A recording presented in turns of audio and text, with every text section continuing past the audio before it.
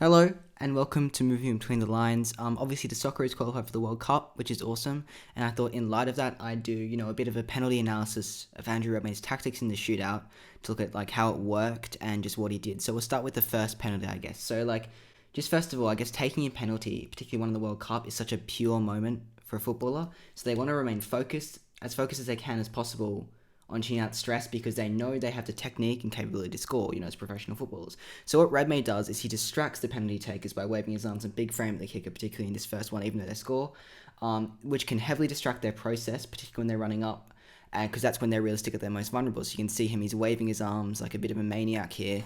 And what it does is, penalty takers want to take the goalkeeper out of the equation, and Redmayne's trying to put himself into that equation by just making himself a known presence within the shootout with his Wiggles routine. Obviously, this is a goal, but it kind of shows Redmayne's tactics behind that. But it's really interesting because what happens is, no, it's not just the kind of in-play whistle stuff.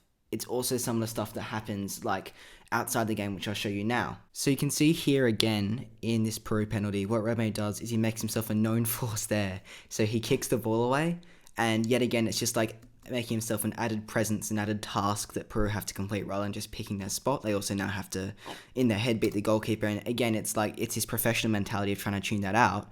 Redmayne really tries to get in their head by, slowing down the game, kind of taking his control over the situation by going, no, you're going to get the ball from there, and blah, blah, blah, which, again, it's a goal, but it's all, part of, this overwhelming tactic to psychologically impose, his opponents.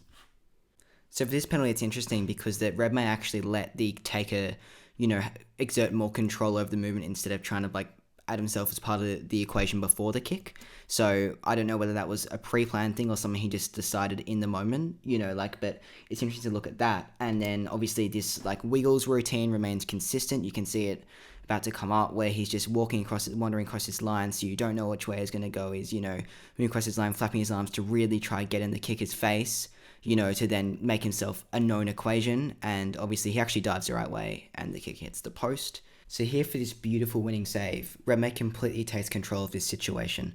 So what's really interesting is that he steps away from the goal, and what the kicker does wrong in here is he takes his run up and makes his run up and completes it, and that gives Redmayne all this time to stall. So it's actually 16 seconds between the kicker making his run up and the whistle actually being called to take the penalty. So in this moment, where here you can see the refs telling Redmayne off for taking his time and wasting time, because what this does is it makes the kicker second guess himself, particularly with this time away from the ball. He's all of a sudden lost his feel for the ball, so he might be second guessing his kick. He might be, when he's going to hit it, it's going to be less of a pure hit perhaps because of the lack of time with the ball to bounce it around, just really get this feel for it, which is just this real psychological aspect of penalty taking. So what Redmayne does is he notices he's taking the run up, and he very cleverly delays that time to give the kick taker an uncomfortable amount of time away from the ball before taking his penalty. And obviously it goes really well because it's a great save and everything, but it's not a well taken penalty. It's actually at the height of it's at a good height for the goalkeeper to save. It's not on the ground. Let's leave that image there. It's not on the ground, and it's not all the way up high.